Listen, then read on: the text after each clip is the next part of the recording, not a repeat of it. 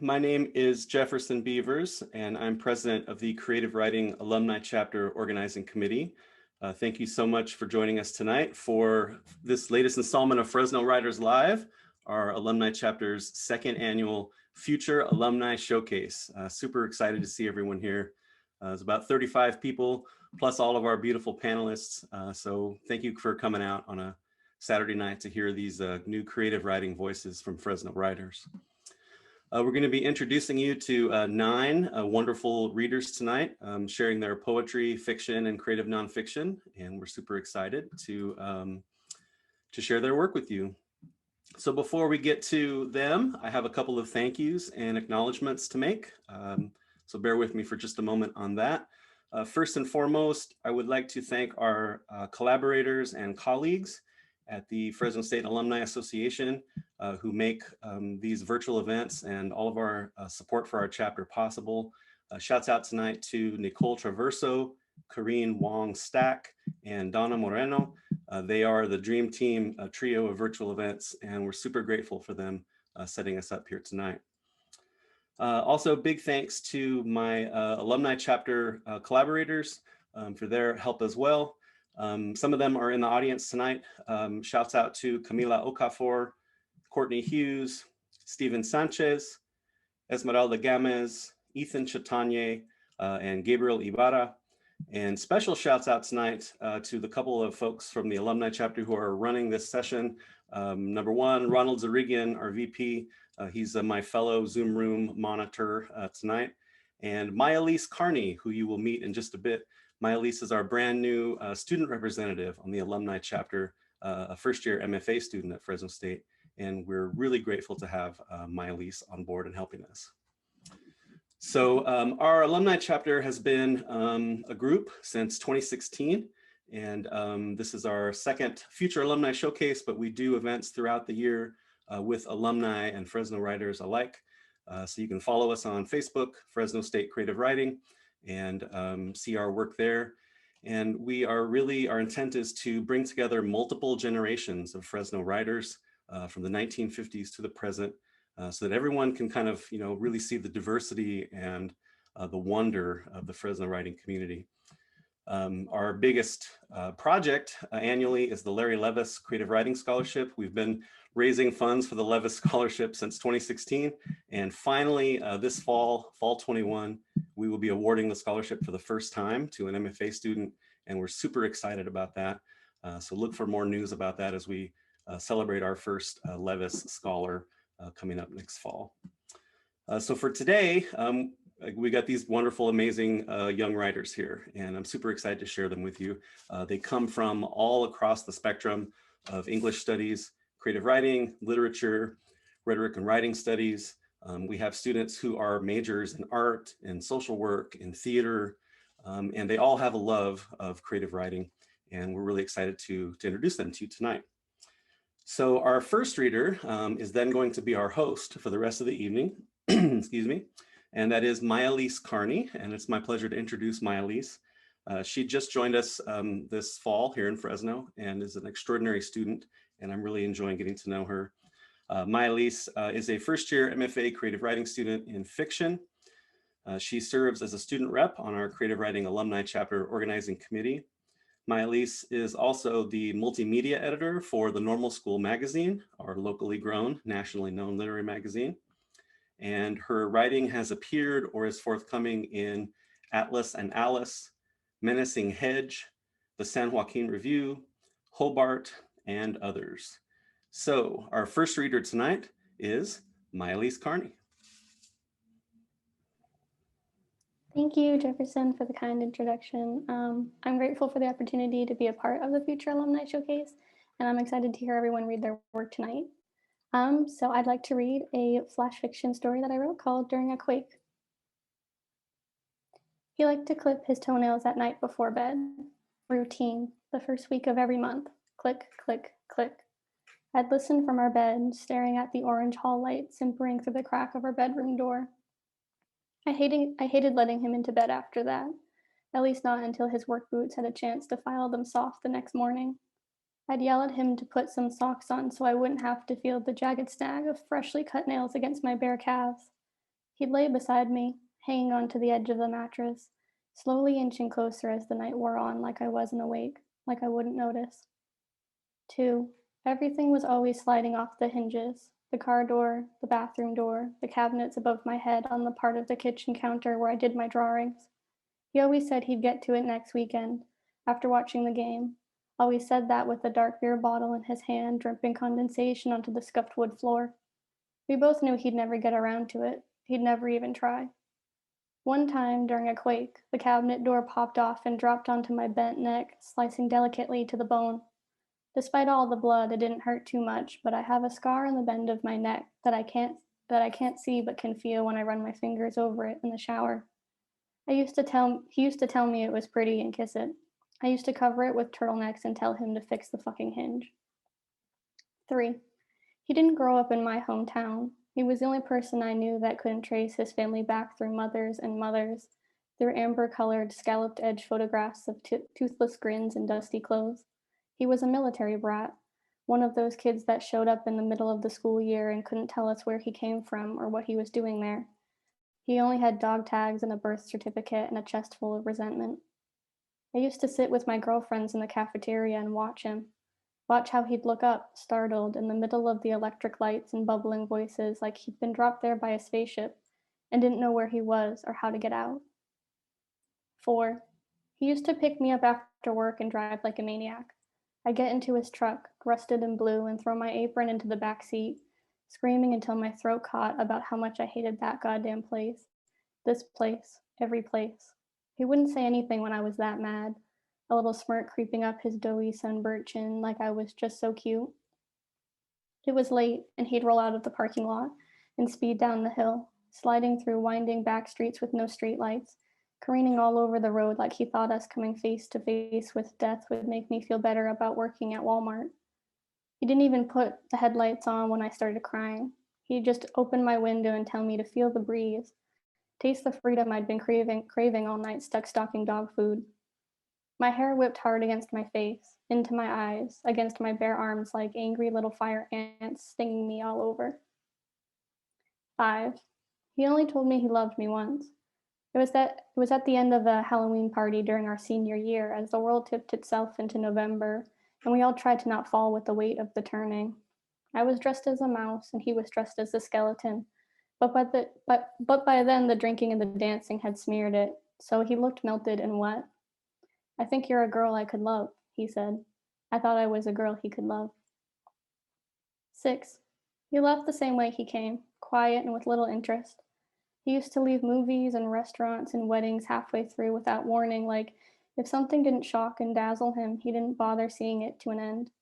He never included me in the leaving. I'd just look away, and then he'd be gone, and I'd have to pay the bill or apologize to his cousin.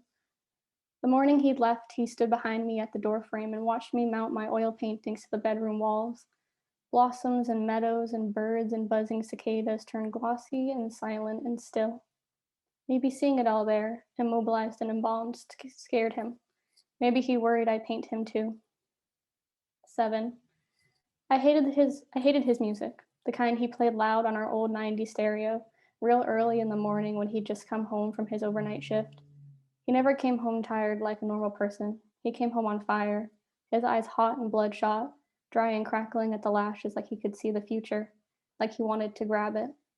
He always wanted me to get up and dance right then, with him still dirty and me half asleep. Dance, bitch, dance, he'd yell when I shot up out of a dream about the sweet, dry smell of dirt and hay, about Ma who I'd left alone way back in Kansas when I got on that flight and followed him to the coast. I'd stumble over our dirty laundry and into the living room to yell at him to shut it off and let me sleep. He'd sway in front of me, his eyes so wide like a deer or some kind of animal, his fingers grasping the dial to turn it up a little bit louder. Thank you.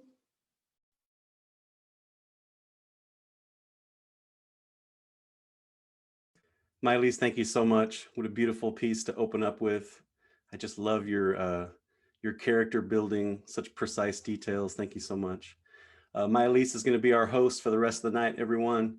And again, I'm grateful that you all came. I did forget to mention a couple of the rules of the game for today. Best to view tonight in speaker view. So if you want to put your Zoom in the upper right corner into speaker view, Ronald and I will be spotlighting the different speakers as we go through. We do have at least one person who will be sharing screen, so please try and do that. And then also the chat is open down at the bottom of your screen. Please open it up and give some shouts out and kudos to our wonderful readers tonight. Favorite lines and just general support for their good work. So with that, that's the last from me. I will throw it back to Mialise, and she will be introducing each of the rest of the readers tonight. Mialise, take it away. Thank you, Jefferson. So our first reader tonight is Claudia Amador. Claudia is a senior at Fresno State studying English education with an emphasis in theater education. Claudia believes that performing and reading can be fun, but writing, well, let's just say it's fun when you know where you're going. Please join me in welcoming Claudia. Hi, everyone. Okay, so this is my first time reading anything that I've written, so let's just see how it goes. I don't have a name for it yet, but I'll tell you it's just about two really old friends. So, okay. I still don't understand why my tia Luz wanted a quinceañera practice to start at 2, when the sun was at its highest and its hottest in September. I felt a drop of sweat go down my back. We were under the tall, shady trees in the backyard, but that didn't help the fact that I was still melting with all my clothes. I could have been doing nothing in my room right now, but here I was with Gabriel's hand around my waist, my right hand over his shoulder, and our sweaty palms connected high on the side. I really could have asked the devil for a worse combination for my weekend. We had been on the 6th round of hearing El Vals de las Mariposas by Danny Daniel, the overused but iconic song used by almost every single quinceañera dance. We only had an hour left to practice, and Mateo wouldn't stop stomping on Naomi's feet every time they did a turn. We were going to be here for ages if he didn't stop second-guessing himself. The only thing that kept me from running out of here during the bathroom break was the pizza I was promised after practice. That and Gabriel isn't talking to me, and I'm fine with that. I'm not talking to him. It was a shock to me that my tia thought it would be such a good idea to pair us up, knowing that he had not gone to her nephew's funeral a while back. I guess it's fast forgiveness when you're desperate to find chambelanes for my cousin's dancing court. My younger cousin Naomi is a super shy girl, so my tia was the one who asked me if I could recruit some of my soccer friends to be her chambelanes, since all of her boy cousins are under 10 years old. Of course I said yes, but I didn't know how to be in it too. My mom volunteered me. She said it was for the familia, so getting out of it went out the window, because if I argued, I would be the malcriada, aka bratty as fuck. I didn't think Gabriel would volunteer. He hadn't been to any of the family parties since Alex, let alone my own quince last year, which he missed even after sending his mom an invitation. His mom came though, and she said he was at his dad's, so he wouldn't come. I know she liked me because he never talked about his dad before or anything really too deep. Sonríe, Valeria, no te mires muerta. My tia put her pointing fingers on her sides of her lips and pressed on a smile. Don't look dead, she told me. Well, tia, I wish I was. I can feel my brain melting, and it doesn't help that I'm wearing skinny jeans. Sweat and jeans do not make a good mix. My soccer games don't even get this hot. Okay, I'm lying. They do get this hot, but at least Gabriel isn't there making it worse. I may be tall, but he's a foot taller, and it feels like he's hovering over me. He's also a constant reminder that Alex is dead, which makes him, Gabriel, dead to me. This is the second practice that we all have experienced under awful weather, and it's starting to get awkward. I mean, if you're going to be this close to someone, you might as well start a conversation to make the sweaty palms go away. But to have a conversation, both people have to agree to talk. I think that's what set up our friendship to fail, even before Alex's death. We never talked about our problems at home or anything that would be too personal. I think without trying, we wanted to preserve our childhood friendship. I want to talk about Alex. I want to talk about how Gabriel just quit on me when I needed him the most. Did he need me then? I don't know. We never talked about it. And I wasn't going to be the first one to break either. We may be stuck together for the next 3 months worth of weekends, and he will not talk to me, but two could play at this game. Although I'm not sure anyone is actually winning anything. It has been 2 years of silence between us, and we lost each other. I probably wouldn't be so mad at Gabriel if he weren't the one who stopped talking to me and not the other way around. I tried talking to him a couple times to split a box of Alex's things, but he would just text back and say he was busy. And busy with what? Picking his nose? He didn't have a job then, so what was he doing when he wasn't at soccer practice? Like, hello, Alex is gone, but I'm still here. I didn't just get to lose one best friend. I lost two, and somehow they both feel like they're dead. And unfortunately, it's hard to think one of them really is dead when he's right in front of you. Gabriel grunts and keeps looking forward as we take another turn. I had felt something under my shoe and stepped on it. Was that your foot? I ask, looking at his brown face. He doesn't respond. My temperature is rising, but not because of the weather. We're going to have about 12 practices and Gabriel will not be talking to me that entire time. I will eventually lose my mind. He has no right to be mad at me. Fuck it, I step on his foot again. Might as well make him miserable. This time he glares at me and I smile, but I hide it. Sorry, I thought it was a rock. Of course I knew it wasn't a rock. I feel him squeeze my side hard with his hand and it begins to hurt. I swat it away with my hand and start to hold onto his shoulder by pinching it with my thumb and pointing finger. I can see him fighting the pain, so I take another step on his other foot. Otra vuelta. I heard my tia call out. She trolls her finger around. Another turn. She is strictly viewing Mateo and keeps shaking her head. Poor Mateo. He really likes Naomi. This was the final turn where the guy had to dip the girl, and yay, it would all be over for the 6th time. Gabriel takes 2 bigger steps than normal and pulls me away from the center where Naomi and Mateo are. And instead of him holding me so I don't fall, he just lets me drop on the grass, which just so happens to be muddy. He acts shocked, but I see him fighting with smile. Fighting a smile. Hey, sorry. He slipped through my hands. He fakes a smile at me and holds a hand out to help me up. Before I could take it, he pulls it back and then genuinely leaves it there for me to grab. So I tug on it and make him fall beside me. Oh shit, I hear it, Mateo. Naomi rolls her eyes and her mom claps her hands to get everyone's attention. Go to Naomi's room and get some chores, mija, my tia says. She scans Gabriel's clothes and tells him, go get a baby wipe from the bathroom. I can hear my tia clapping and yelling as she starts another round of choreographed dancing. Naomi's room is a mess, so I can't find which drawer actually has shorts, since they're all filled with bras and underwear and t-shirts that no longer fit her. I hear steps behind me and I turn to see Gabriel standing there by the door frame. I'm not going to say anything, but this might be the only time I ever get to talk to him alone. He says something first, which surprises me. Why'd you step on my foot? Why don't you talk to me? I shoot back. I sound defensive. Might as well get a good fight out of this if it's going to be the first and last time he's going to speak to me. Maybe we end up on a bad note. It would justify a broken friendship, then I can move on. You hang out with gabachas, white girls, he says. He's referring to Emily and Claire. You're not you anymore.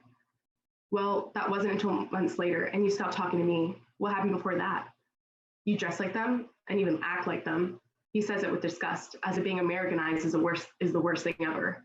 It is, but it depends. But bottom line, I'm not white, and I tell him. I don't act white, so don't even go there. Why was he bringing this up?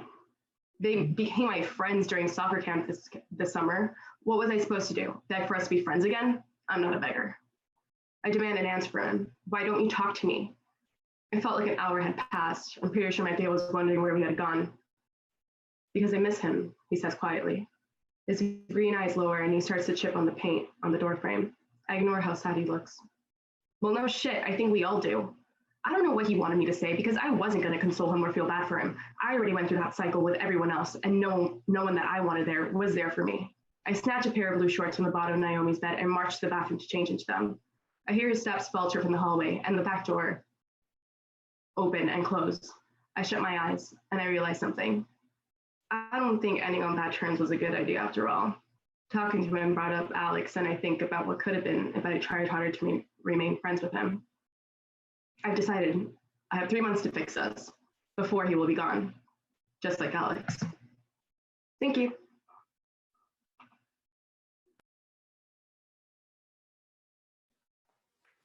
Amazing. Thank you, Claudia. So our next reader tonight is Sean Andersen, set to graduate in May 2021. Sean looks forward to continuing his writing career and eventually bettering his craft in an MFA program. He's excited to be reading again and sharing an essay with future Fresno State alumni. Please welcome Sean. Hello, and thank you. I'll be reading my essay, Anonymous Daydreaming. It's a Tuesday or Thursday because those are my weekdays with her after the divorce. And this evening, Mom brings me to an AA meeting since there's no one at the apartment to watch me. As soon as we find our spot, I lie beneath one of the dark benches on the sides of the room, hide in the crevices like the mouse I am, 7 years old with my nose in a book, using its pages to block out others. At times, I even surprise those that come later, sitting down and letting out a noise if they try to place their bags beneath the bench. Their large vases loom just out of view, hands wave towards me, and voices drift. Carrie's boy, they call me. I readjust and lay on my back with my hoodie pulled up to soften the hard carpeted ground, and my thoughts wander from my book. I imagine my dad at home asleep on the green recliner I used to sit on with him, or my brother who left to live with his real dad, playing with his other siblings. Just for the year, Mom says, but it's felt like a lot longer. I decided to go outside, passing between adults pressed together in groups, smoking while above the haze they are older than they seem. In my mind, they are all bikers, dressed in dark leather, the men with scraggly beards up on their rough faces and greased hair swept on their heads, and the women have a bright red lipstick and a cigarette ready in hand. It's like I'm looking at the aged cast of Grease that hasn't moved on from their role on the screen. This thought is fed by my mom's love of the musical, but I know not everyone there is actually a biker. No, this leather-clad group is just the loudest, and my memory of them at AA meetings burns bright like the cherry of their cigarettes. I am in my own world, daydreaming at all times. The world is too scary not to be. It is dusk, and I play in an alleyway turned parking lot. I spot a stray cat and try to coax it from its hiding place to play with me.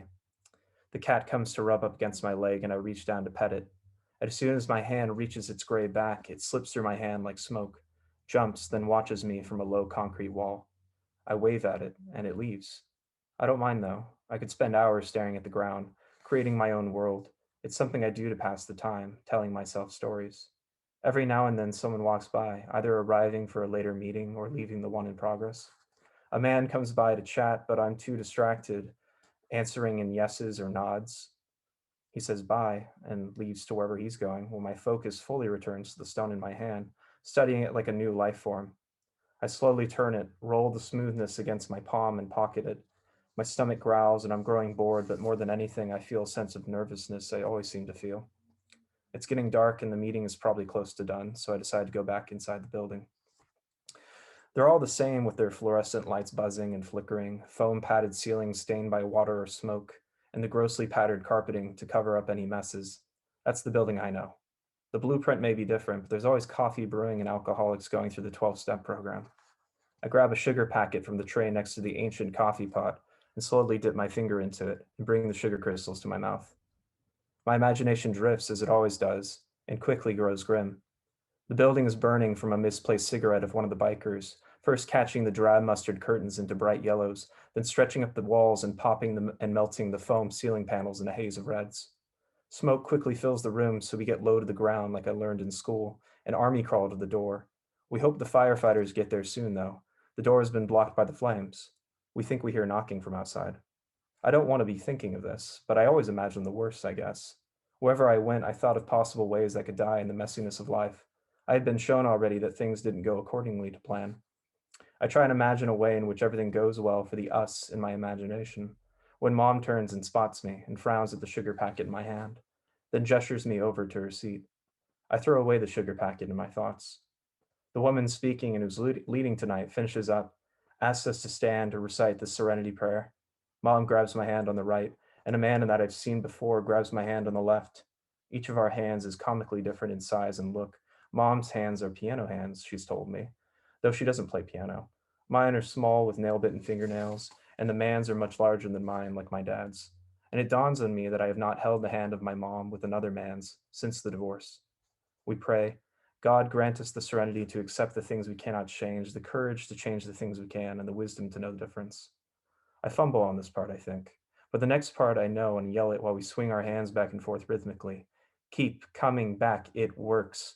We break off in smiles and laughter and say our goodbyes to everyone Mom knows. Walk to the parking lot where she introduces me to David, the guy who was holding my hand on the left. And I realize he was the one that had stopped and talked to me a bit, asking what I was up to while lost in my thoughts.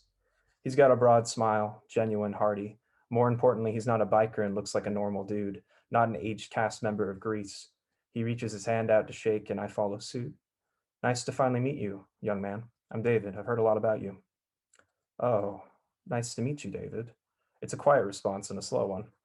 He laughs. Where's that big voice you had in there? He gestures back to the building we had just walked from, then lights up a cigarette and offers one to my mom.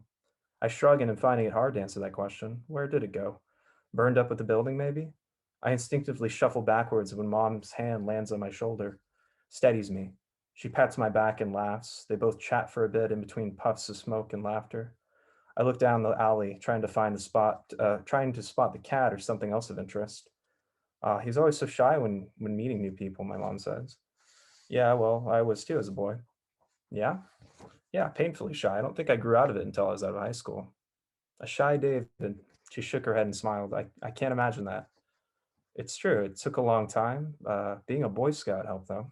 He took a drag and squinted, exhaled smoke, and said, "He's what, turning 7, right? Maybe you would be interested in Boy Scouts?" Mom looks down at me and smiles. "Is that something you'd want to do, huh?" She laughs before my response, knowing it won't be a definite one. I shrug again, kick my feet, and they both laugh. I see my window to leave, so I tug on Mom's sleeve and ask to go play for a bit. She says yes, but only for a little bit, and I run off to look for the cat I had just met earlier. I want to do something other than be talked about, anything at all, really. As I run down the alleyway, people walk back to their cars, gossiping about the lives of others and telling lies for every truth. I'm just a kid, but I still have a pretty good sense of these things. Nights there, everything is bathed in the lemon lighting of the street lamps. I'm scared of the dark, but my imagination seems to grow with the shadows.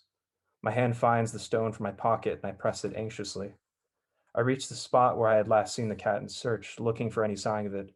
I whisper a call out to where it was hiding and crouch and wait. My thoughts roam again to my brother. I wonder if he's feeling just as alone, being talked about by those around him, an observer to everything. I decide it's probably different. He has another family. Mine has changed. I call its name again and hope it will answer. And I miss my brother and wish things were as they were, but he left, and it's felt like such a long time. So I wait. I look back and see Mom talking, and I get up from my perch and get ready to leave when I hear a cry. Out of the dark, the cat's smoky shape forms and slowly pads up to me, purring. I smile and reach out to pet its gray fur, soft and vague. Its eyes find me, and my eyes look into them, amber and bright and full of mystery. It blinks. Thank you.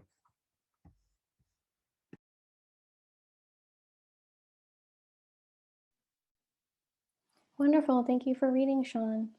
Our next reader tonight is Caleigh Camara. Caleigh is a College of Arts and Humanities honor student scheduled to graduate in May 2021. She enjoys writing fantasy and magical realist stories, and she plans on pursuing an MFA after graduating. Please join me in welcoming Caleigh.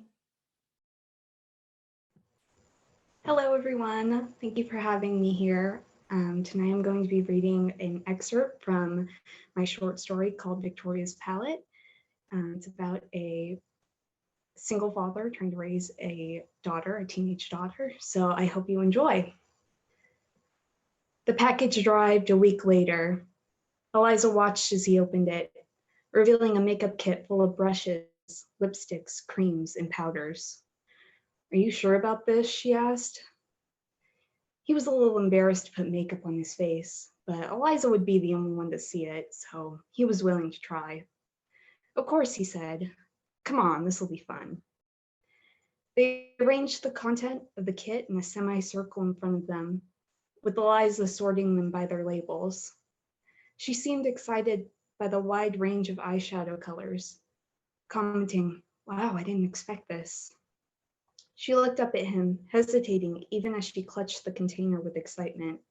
"Can we start with this stuff?" "Sure," David said, pulling up Victoria Palette's YouTube page.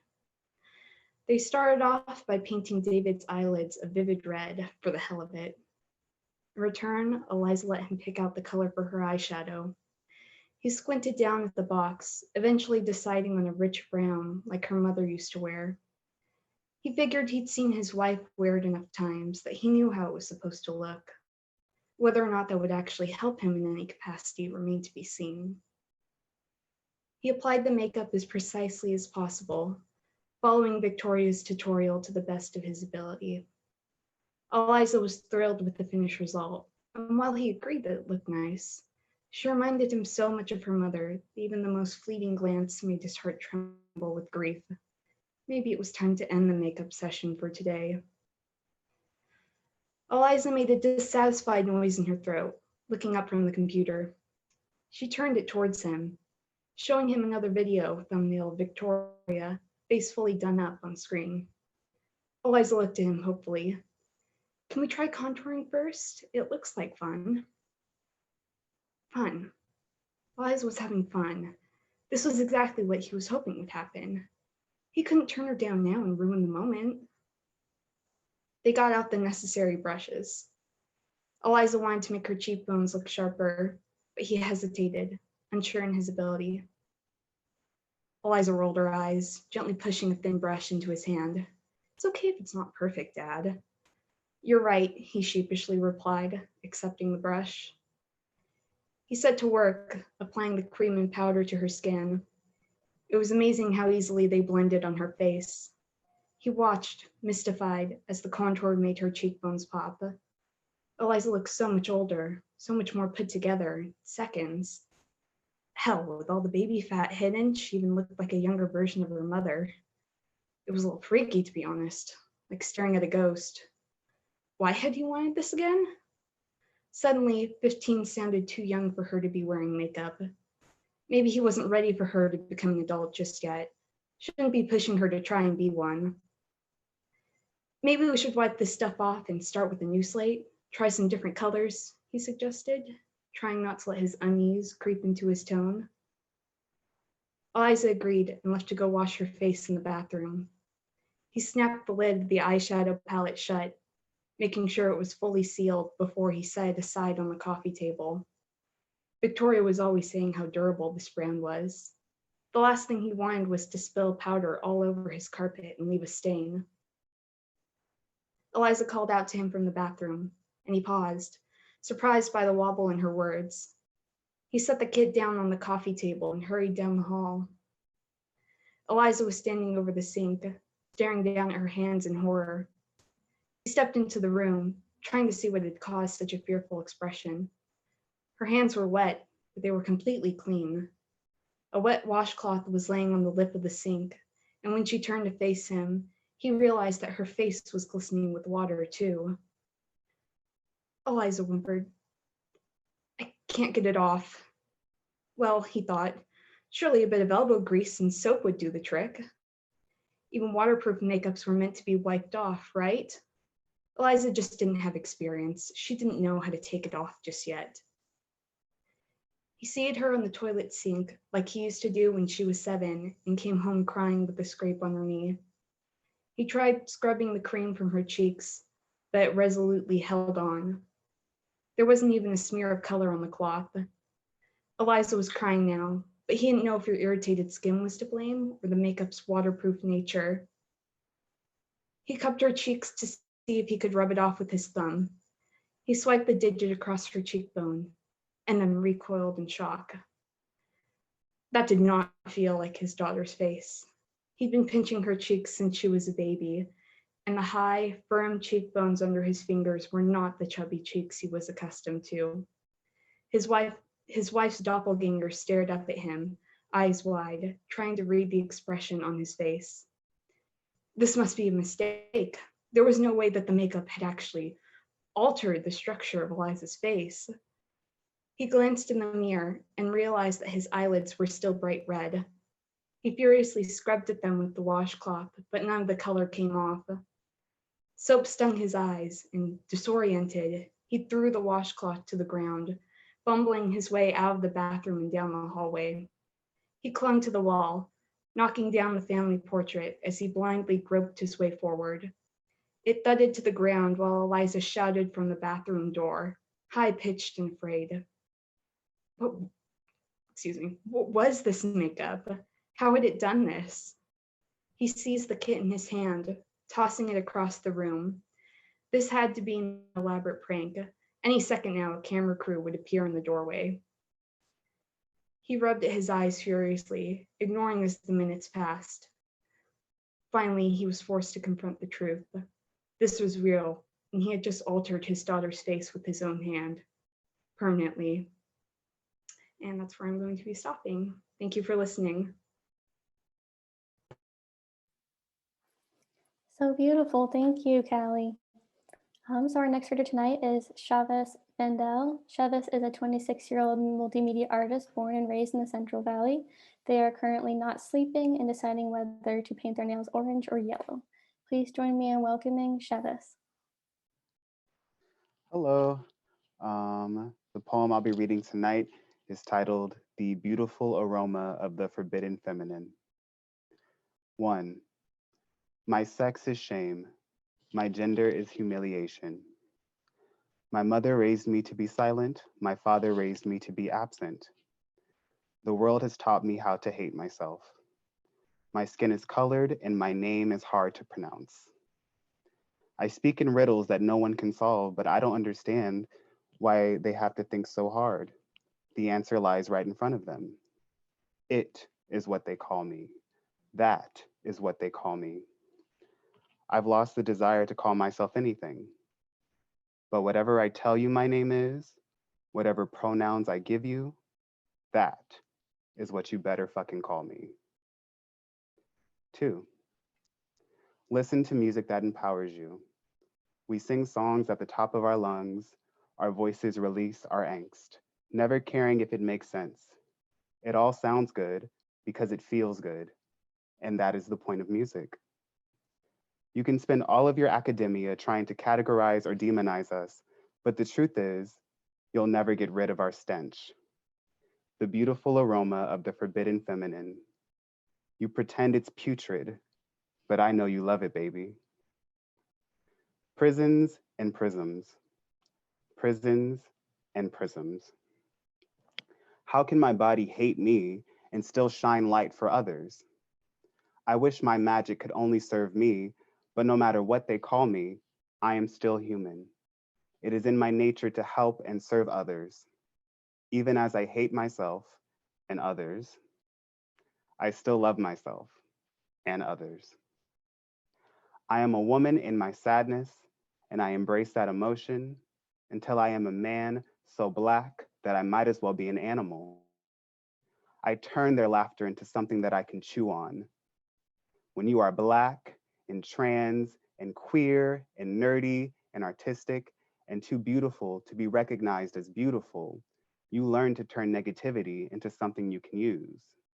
You people and your opinions of me are my playthings. Waves cover waves under the moonlight.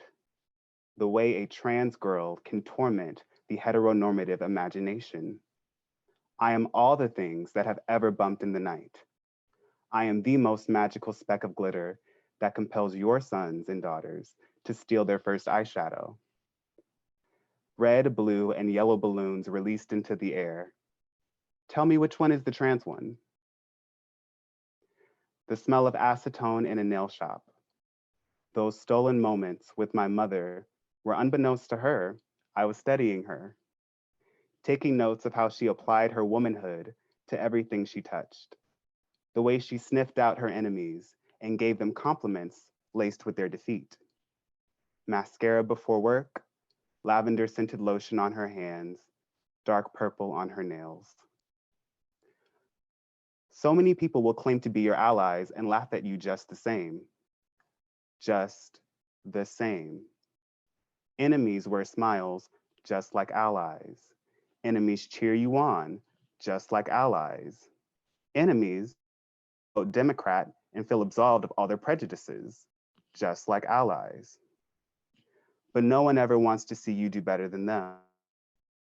Why do I have to be Instagrammable to be seen? Why do I have to be silent to be accepted? I am here in your face, commanding all of my own power and none of yours. None of yours. Breathe me in, suck me up. I'm not going anywhere. Short and backless, like Beyonce said, you put on your first dress. The seconds it takes to slip it on and zip it in last forever. The fabric you have seen on woman after woman, on drag queen after drag queen, finally blessing you with the soft feel and its hugging fit. You feel the sadness that your mother taught you to have when you embrace your feminine. You've learned to embrace the sadness as well, like a disease you live with, because that's the point. You're living. I was not the first of my kind. I won't be the last of my kind. I am the current of generation after generation of creatures who emerge from their own heart and raise themselves with their intuition. My talent is not something I possess, but a whole entire person that I confide in. My talents are my friends, and I honor them with my truth. How could I, so freed by my trans identity, deny it on any level? Death is certain, but joy is mine to woo and cultivate with every breath from here on to the end. I will fight. I will die.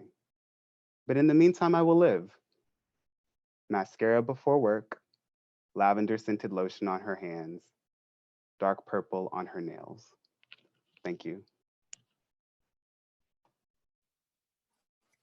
Amazing. Thank you for reading, Chevas. So next we'd like to welcome Alexxis Lajsiab Lee. Alexxis is a Hmong American woman who has attended school in both the Central Valley and St. Paul, Minnesota. In these environments, her love for reading and writing grew to what it is today. Please welcome Alexxis. Thank you, everybody. Today I'll be reading a couple poems. So, how do you know if your doggy gets to heaven? Does she pass through the golden glowing gates the exact moment she lets go of her last breath? Or is it after the warmth leaves and her body lays stiff in your arms? Did she make it there? Did she enjoy prancing her way across the great rainbow bridge, fluffy tail wagging in the wind as each dainty paw stepped after another? Or was it too big, ominous, and scary for a petite little chihuahua? Was Light there? Was he waiting for her on the other side? Are they together again now, happy and safe? Did they watch us from above, bury her soft and still warm body that I didn't want to let go of, into the cold earth in the late evening? Violet. My next poem is Folded Boat. The small boat across the mighty Mekong for a mother and her 5 children was paid for by a slip of paper that promised bundles of hidden wrapped gold. In the night, they crept across the river, ducking low to not be seen. No moonlight to look back across the water and all they have left behind. Their land, their home, and will we meet father in Thailand? The youngest son asks against his mother's sweaty skin. She hushes his queries and lets the waves of water pull them further and further away from the past and towards the future. Okay, this next poem is called Eulogy of Light. You are sitting on a soft, off-white sand beach, the blue-gray waves pooling low and cold and away from us. You are watching me. I toss a football against the gray and white foggy sky. There is no sun out, but you, my son, are stark gold rolls, handfuls of soft silk fur and bright against the glooming horizon, against me. I bask in your warmth that you, light, emit. Dedicated to my dog. My next poem is called Intergenerational Trauma.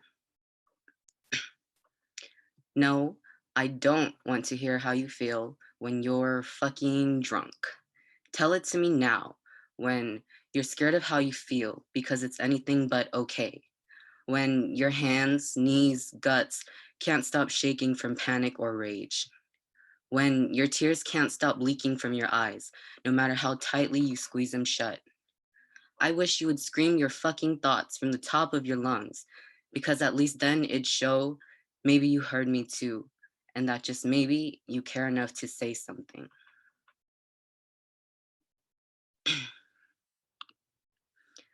Okay.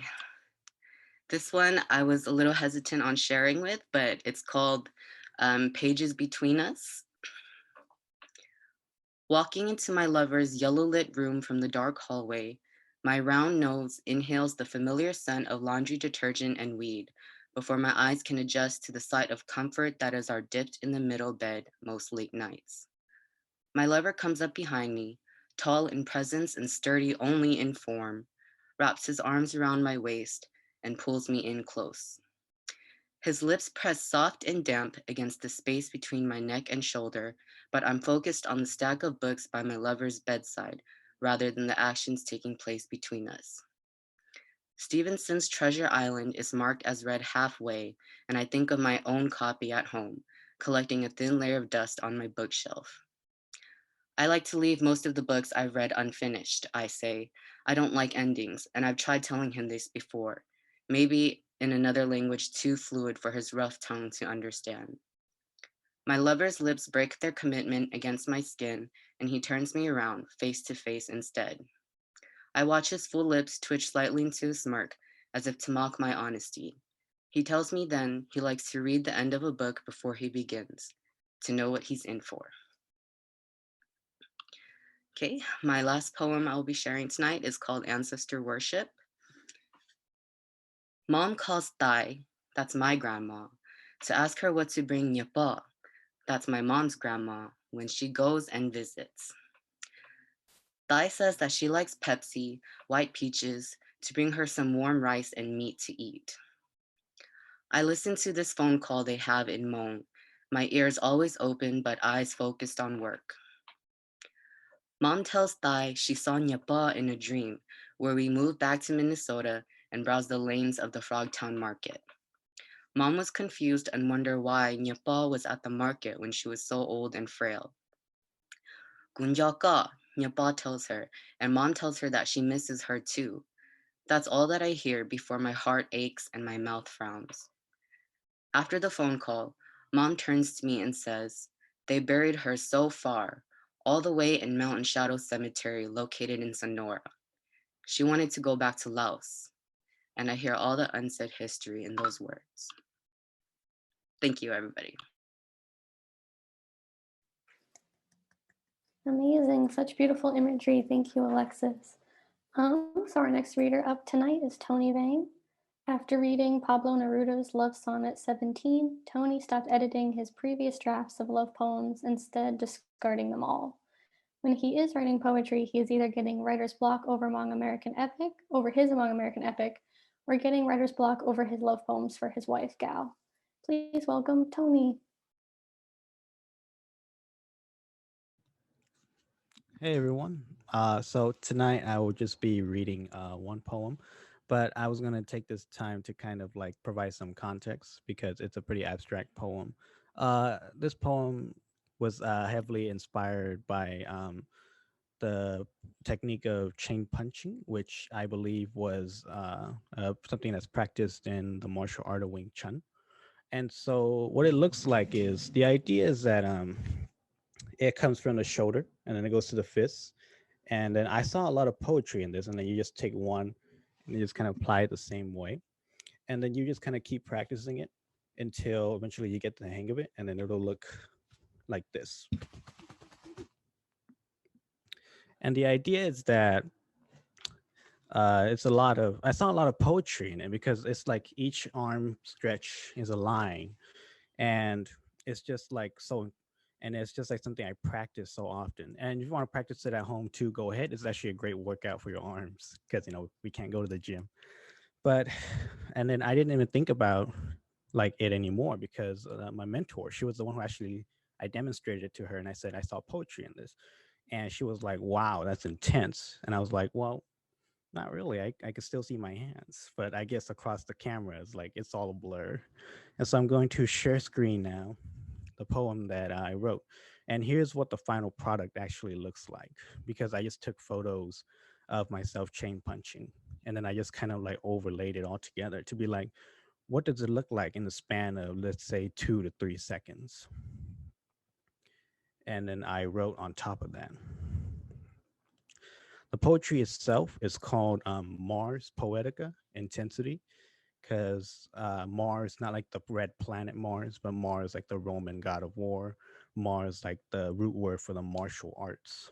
And so I decided to one up the old guard and just say, you have your art of poetry, and I will have my martial art of poetry, or my art of martial poetry. Palms opened, a twitch is all it takes to catch the wind with 1,000-eyed blind fingers. Feel the maelstroms breathe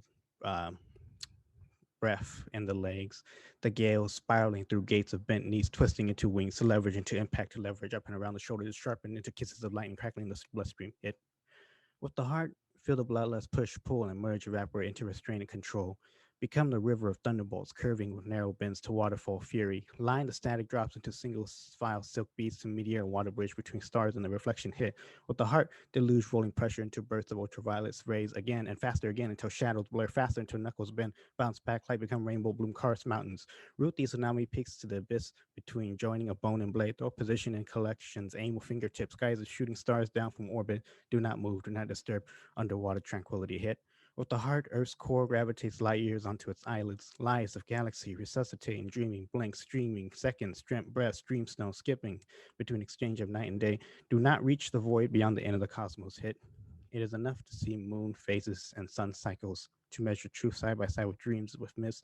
Stop at the end of the stratosphere where overlapping eclipse dispels illusions of infinity and teaches where to stop before overreach hit. With the heart, pull the umbilical cord linked to the first matriarch, the wingless peacock-colored dragon, pulled by her inner fire to swim in the skies, reaching for a domain denied her. The queen of the heavens sees no boundaries, flies without wings, flies commanding spirited, flies commanding winds, dances in flight, in joy and wonder, breathless, peerless, no longer locked, takes what was not offered to give to kindred spirited descendants hit. Sorcery of love draws and deltas its ink from heart overflow. Transform each tributary, each strike, each line from personal to magical to natural to cosmic to mythical, then trace legends of cosmic to nature to spiritual to personal. Big hit. Overwhelm, misdirect, adapt, stick, pull, push, move, all at arm's length. Hit with the heart. A technique for stabbing kiss to sting and enough restraint to not draw blood. Thank you. So interesting and beautiful. Thank you for reading, Tony. So finally, our last reader tonight is Shelby Pinkham. Shelby is a second-year MFA student and lifelong queer Chicanx poet from Bakersfield. Her work can be found in the first issue of Bee House Journal and in Pink magazine. Please welcome Shelby.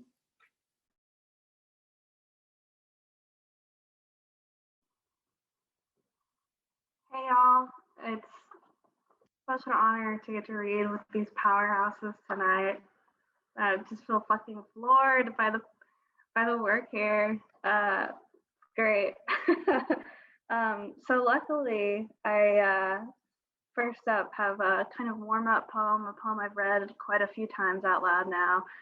So maybe my emotions will settle from getting to live with your guys' work for a minute. And this first poem is called American Medical Questionnaire. Section 1, date of appointment, patient name, date of birth, age. What problem are you being seen for today? How long have you been experiencing this displeasure? Why are you crying? Do you drink frequently? How do you personally define frequency? What drugs are you interested in trying? Describe the WebMD search results that best align with your symptoms. Section 2, medical history. Are you under treatment or have you been treated for any of the following? Diabetes, various cancers, depression, bipolar disorder, unyielding desire, anxiety, obsessive compulsive disorder, addiction, general ugliness around the neck and chin, collecting old dolls without eyes, schizophrenia, soul dysmorphia, an abundance of hair loss without any signs of balding, chronic existential crisis, whispering kidney, symbolic freckles, low tolerance for bullshit, irregular bleeding. Section 3, do you have a family history of, circle all that apply, making eye contact with strangers, wanting to pick up smoking but hating the taste, unserious suicide attempts, undecisive behavior when ordering sandwiches, meddling in the business of others to avoid your own problems. Section 4, please check any box that applies to you now or in the past 6 months. Flaring right hip, throbbing pain between 2 and 3 p.m., feet ache to capitalism, can't reach left shoulder blade, patterns and numbers where there is not any, dreams of riding the city bus, aversion to wearing pants without elastic, abundance of self-worth without reason. And the second poem that I'm going to read for you guys is called 6 Definitions of Love with Examples. This is a poem I wrote recently for my brother, and it's still cooking, still maybe a little rough around the edges. 1. Love can sometimes be a protection from exposed vulnerabilities. I show mom and dad my fistful of almonds. They devour them like stones. Remaining under your glamour. I am the turbulent daughter. I am the drunk one, not you. 2. Love is blind devotion. You call me before noon, liquor-soaked, bloated on pain, looking for a noose to hang yourself on in my words. So drunk, I reteach you how to scramble eggs. We dig up soil, look at our dead together. 3. Love is healing together after the wound. Even when you gnarl your car, cast it into a dune before dawn, spend the night in jail. I promise not to watch the video in which you make spectacle your life. Why is it possible for infinite cliffs of humiliation? Why don't we collapse before we destruct? 4. In many cases, love is listening. I pretend I did not predict this. I do not offer you advice yet. I see familiar no soliciting signs staked between your eyes. I'll wait my entire afterlife for you to ask. 5. Love or generational trauma and new traditions. We play too much about depression. We laugh about all the little suicides that make up a life. We offer each other unconditional love, a love that our parents kept secret from us. 6. Love also, in the most dire cases, can simply mean love. Thank you.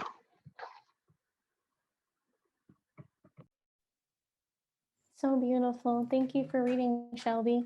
And thank you to all of our amazing readers who shared their work with us tonight. It was wonderful to listen to you read and to support your creativity.